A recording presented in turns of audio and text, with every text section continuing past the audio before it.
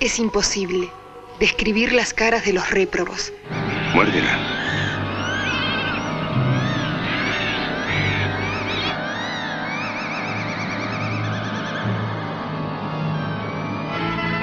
Diviértete y goza. Te lo mereces. Nagsisimula ang pelikula kay Maria, isang madre na pumunta sa kagubatan upang mamitas ng mga bulaklak. Bigla siyang nakarinig ng kakaibang mga tunog na nagmumula malapit sa ilog.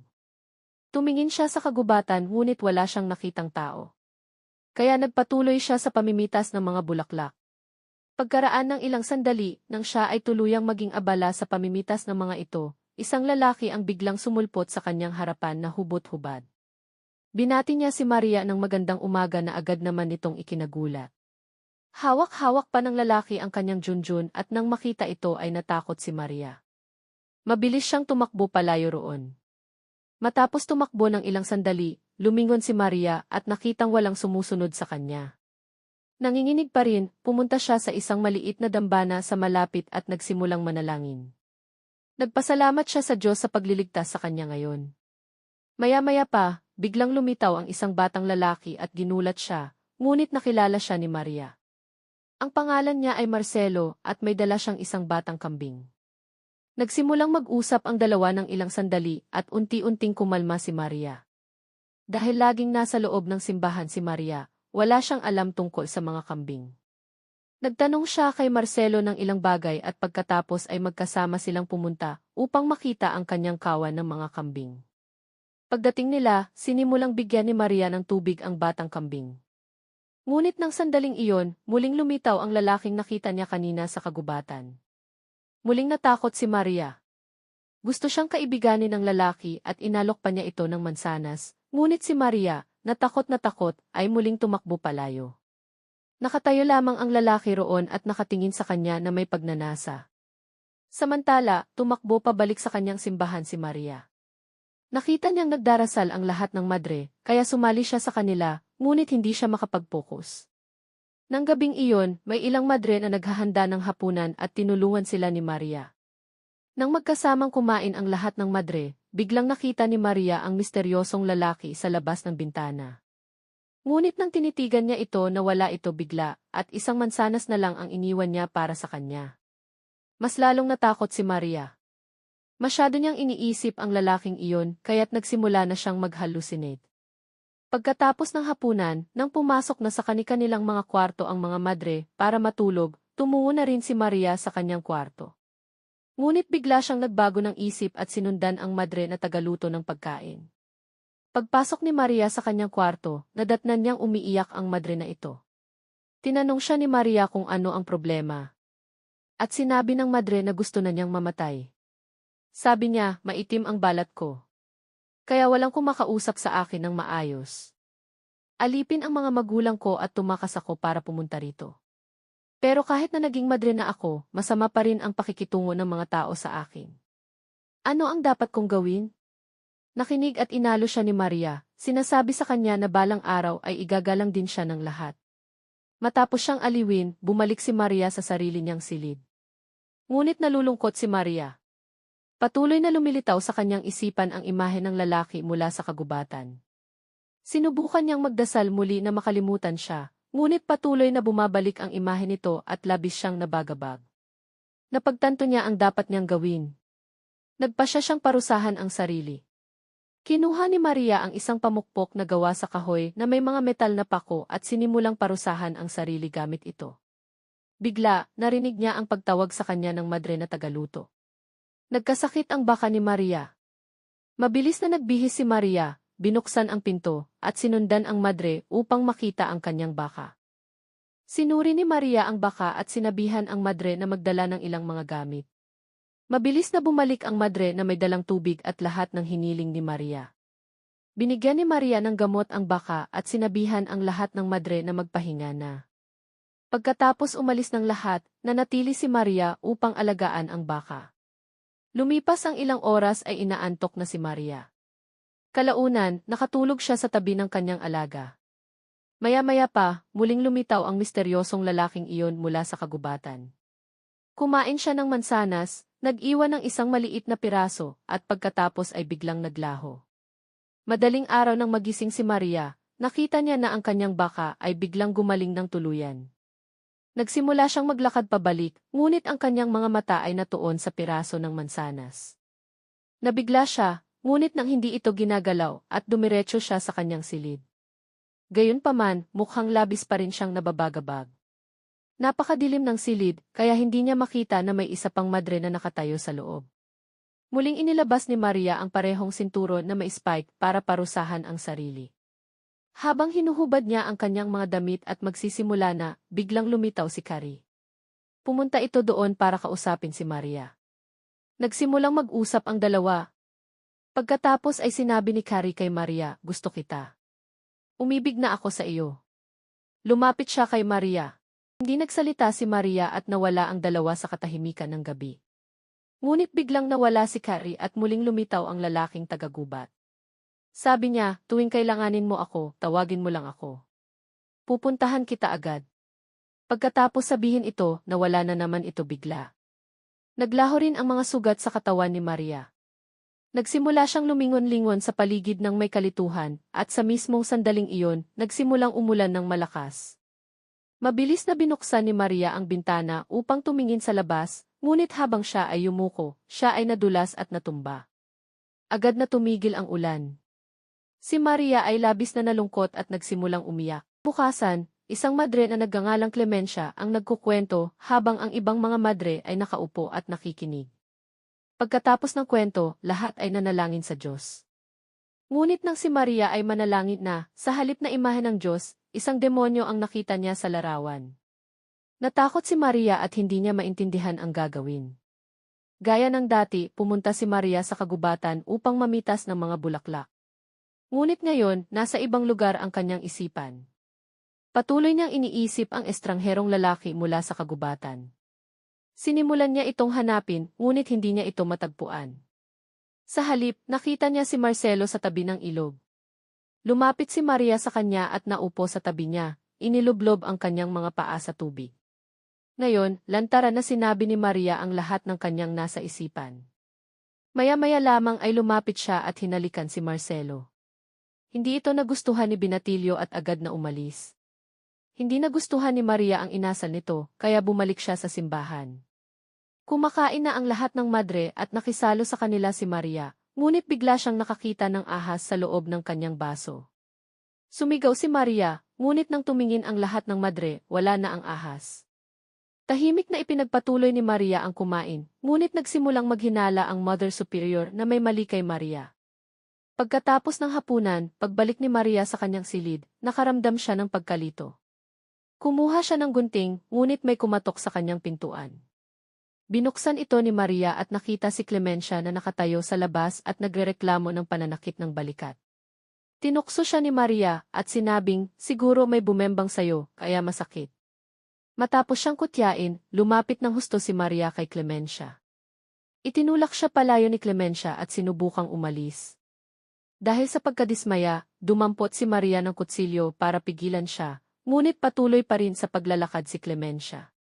Labis na nagalit si Maria. Nang sandaling iyon, dumating ang Mother Superior at tinanong siya, "Bakit tumakas si Clemencia ngayon lang? May problema ba? Kung may nangyayari, sabihin mo sa akin." Nagdahilan si Maria at sinabing, "May sakit si Clemencia at ipinagdarasal ko siya." Ngunit naramdaman ng madre na may itinatago si Maria. Gayunpaman, malumanay niyang sinabi, "Kung may problema, maaari mo akong sabihan." Patuloy na nagdahilan si Maria at nagawa niyang paalisin ang matandang. Nang gabing iyon, muling makikita ang kusinerang madre. Labis siyang nalungkot dahil kahit ngayon ay hindi pa rin siya tinatrato ng maayos ng ibang mga madre. Pumunta siya sa harap ng estatwa ni Jesus at nagsimulang umiyak. Ayaw na niyang mabuhay pa. Nakatayo roon si Maria at pinapanood siya. Pagbalik ng madre sa kanyang silid, sinundan siya ni Maria. Ngunit habang naglalakad si Maria sa kanyang likuran, natanaw siya ng Mother Superior mula sa malayo. Hindi na niya sila sinundan. Isinara na lang ni Mother ang sarili niyang pinto at pumasok sa loob. Sa sandaling iyon, dumating si Maria at itinulak siya, dahilan para matumba ito.